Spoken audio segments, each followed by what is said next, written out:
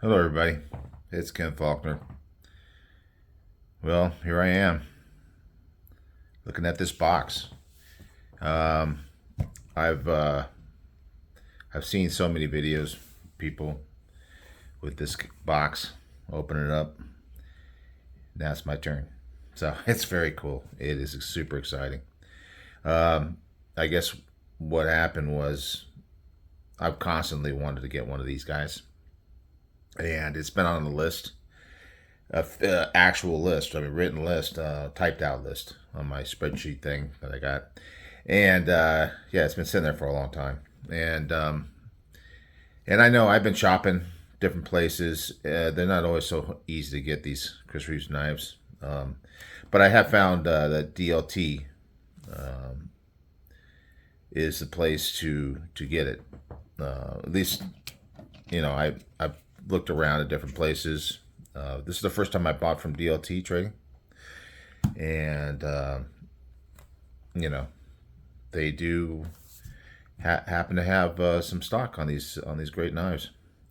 So what happened was I've been working for the same company for a long, long time, 35 years to be exact, and we've gone through a lot. It's been a privately owned company for so many years, and then within the last uh, maybe 8 years, we got sold because the guy that owned it was getting older and he didn't want the company to go away. So he found a corporate entity to buy us. And so now things are different. We're no longer privately held, we're publicly held. And so if you know anything about that, it kind of changes things. It was almost like more of a family kind of, it still is kind of a family vibe because a lot of us remember what it was like back in the day, but now they are corporate. Now, one benefit of that is that when you get to some milestone, and they actually start at 20 years of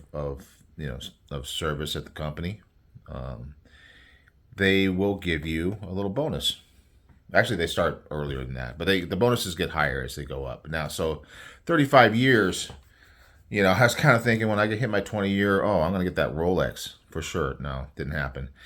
Privately held company. I really, really like the guy that used to own the company, but he used to say, well, you got a job. You should be happy about that. So now, but anyway, so this is the first time I've actually get to experience that. And so there's like a cash thing. And I could have bought some stuff on their website or whatever, but I took the cash and I decided that I'm going to treat myself, treat yourself, treat myself. And finally, this box is here. So let's not just talk about it. Let's open this guy up. Um, the experience. I don't really. There's some companies that have pretty cool boxes, but this is quite the nice.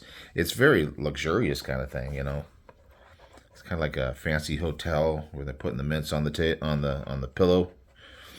So they got this little folder thing here, and you can see start to see what my selection was.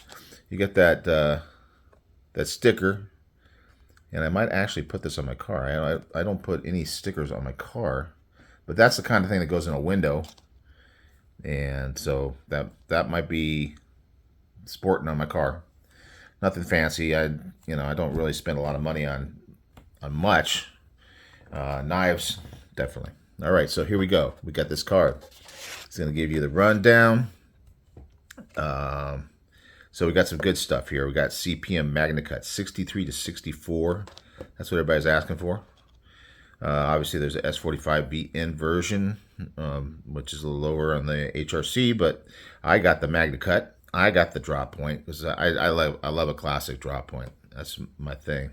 We got the titanium for the handle, and I got the inlay with the, if you can read it, natural canvas micarta. And the date, I guess this is the birth date. I don't know, August 27th. That's not too long ago. That's real recent. Maybe that's the date that they boxed it up and shipped it to me. But anyway, that's a cool little card. So I'll definitely be keeping that. And then there's this registration thing, and so I've never have really done anything like this before, but maybe with this one, I think I might have registered my one of my other knives. Yeah, I believe I did. It was more of an online thing. So I guess submitted. I'll have to read this through, fill it out. Or maybe it looks like you can just submit it at their website. So I'll check that out. There's this whole thing back here. Maybe I can... Don't want to bore you guys with all this stuff because I know you just want to see the knife. But this talks about the timeline. 2000, I guess, was when they started. There was just a little storyline here. Little exploded view of the knife. Kind of give you an idea what it looks like inside. June of 2000, Chris Reeves Knives exhibited for the first time as a fully fledged manufacturer at the Blade Show, International Cutlery Fair in Atlanta, Georgia. So anyway, I guess this is their timeline. If you wanted to stop and read this stuff or stop and take a look at this stuff, you can. I haven't even really looked at it. I'm just kind of enjoying the knife. It came Wednesday. This is Saturday morning. You can actually mail it in, but I think I'll try the online version. All right, so here we go. We're in the box. So obviously not, most of the box is taken up by packaging, foam, and stuff like that. They got stuff that comes with it. So we're looking at, I believe one of these is a lube and the other one is a Loctite. It's all this small printing. Also tools. So we got just Allen wrenches. I got a bunch of those anyway. But now I got the Chris Reeves Allen wrenches. And then no pouch, just very cool Chris Reeves knives cloth. Very nice, very luxurious. And there is that beautiful knife.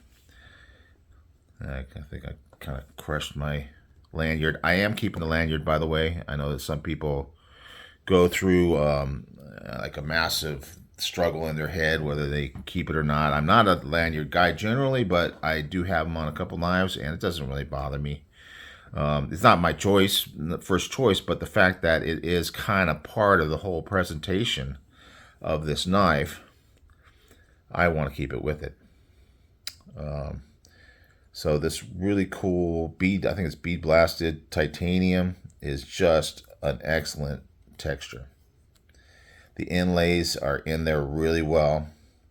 They don't really have much texture. It kind of matches that titanium, but it's not that slick titanium where it's just completely, sanded down or milled down. It's got a great texture to it. I really like that clip too. I don't know. Just the placement of it over the lock bar, I find that it really helps with keeping you from putting that pressure on there. And yeah, this jimping is very interesting.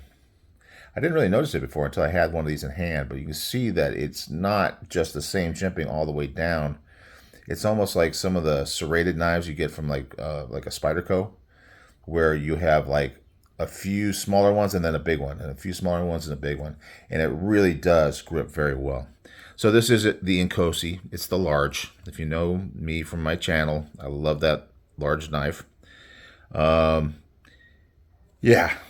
it's been many years. There it is. Now, when I first got this out, you notice that I was able to flick it out. But when I first got it out, it was kind of like a slow roll, and I still kind of like that slow roll with that little click at the end. It just feels very smooth. Definitely not drop shutty, which is fine. I'm used to kind of doing that index finger closing. But man, that is smooth, and you can feel the phosphor bronze washers and how well it just kind of slides over them, and then it clicks so well. Just the precision. It feels like a really quality tool. I kind of think of it. I used to do more, field service stuff and test department kind of things. I did get into tools and things like that. I'd never really, I was much younger then, didn't have a lot of money. but every once in a while I was able to pick up like a snap-on tool. So if you kind of know, I know there's other brands, but for me it was mostly the cheap stuff, from China at first, and then as I would break them, I would buy like Craftsman. We used to have the Sears over here. That's all gone now. You get the big building there, it's all empty. It's so sad. But I used to spend a lot of paycheck days going over to Sears and just looking at tools. But then, so that Craftsman was a higher quality of tool for sure, and it had that warranty to it, and so you always kind of knew that you could get things replaced if they got broken. But then every once in a while, like maybe at like a garage sale or something like that, you get like something from Snap-on, and man, just the level, at least from my memory of those tools versus that highest level. That's what this kind of makes me think of. It's just such a solid build design. There's no real milling in here. They got that really cool looking groove there, the relief for the lock bar, and I appreciate the fact that it's on the inside. I know I've heard somebody say that it's a weaker connection or it wears out sooner with it on the inside. I'm not sure exactly why that is, but maybe that's why they did that little double thing. Maybe that's something special. I don't know. But I do like it, because it's not going to get caught on anything when you put it in your pants pocket. A lot of times that relief is right there underneath the pocket clip. So I'm not going to have that problem. Yeah, it's just, those inlays are just so iconic, and I really am loving it. It's got this little, I didn't notice this. I mean, it's funny how you can look at these things on websites or on other people's videos for years and not pick up these little details until you actually have it in your hand. It's got this little scallop here, and I'm really not quite sure. Maybe somebody wants to educate me on what that's all about. This one is the Inkosi, so it doesn't have the thumb studs on both sides, rather than the Sabinza, which is only on I think it's on the thumb side only. And that's part of the reason for getting this one versus this is Sabinza. I think they're very similar knives. I may have handled a Sabinza at a show or something like that, but it's just not the same as carrying it and being able to really just look at the knife in detail. And so it's a great experience. It's a lot of money, but it was just funds that I didn't expect. I had no idea it was coming until, like a couple weeks ago. And I knew that I was buying myself something. And this is the something. And it's really something. The Inkosi. I probably would have got an Umnazon. I don't know if you're familiar with that. They have that handle with like the milling in it. I've always loved those ones, but those are very hard to find. In fact, after I found out I was going to get the money, after I knew I was going to buy one, there was a drop. I think it was on DLT of Umnazons, and I'm going, oh no, you got to be kidding me, because I don't like to spend money until I have it in my account. Because you never know what's going to happen. You never know. And I wouldn't want to spend that kind of money and then find out that for some reason it's not happening. So I said, it's okay. I'm still going to get, because I know they've had these Inkosis. I knew they weren't going to sell out between the time I found out I was going to be able to get one and when I got one. But of course, the Umnazons, they went really fast. So I guess that's another grail for me, would be that. This is definitely a grail, maybe a grail of grails. Probably the first one that I really considered a grail when I was thinking about what would be like the most awesome knife to have. Yeah, so there you go.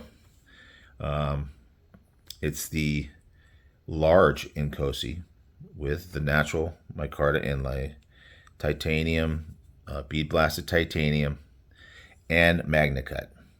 That's pretty much right there at that sweet hardness that you would want. I obviously haven't tested it. I don't want to put a little dent in my beautiful blade, but they specifically advertise it, and so I believe that that's going to be what it is. All right, guys. If you ever get a chance, or if you already know, if you already have one, it's a really awesome thing. I know it's not for everybody, but it's for me. I love it. This size is great. Big knife, feels great in the hand. Just no lock stick, nothing, no imperfections that I can tell you. Just kind of perfection, really. I'm gushing. Sorry, guys. Hey, anyway, I want to mention this to the people that view, and it's probably the people that watch to the end are the ones that watch my channel more often. I don't know what's going to happen with my channel. With this good news of getting this knife, I got bad news that my Google account through work is going to be deactivated. Now, it was my bad choice, bad planning. In fact, I didn't plan at all when I started this channel. I didn't know that it was going to go. I was going to keep doing it. I was going to enjoy it, but I did do it through my Google account at work, and it's going to get deactivated. And it was a surprise to me that it's not so easy, or I don't really even know what's going to happen to my channel. I've been looking into it. I contacted YouTube, and right now I have an old Gmail account that I've kind of brought back into play, and I've set myself up as a manager of this YouTube channel. But I don't know, after the other account gets deactivated, which is the owner, quote unquote owner, whatever that means, of the YouTube.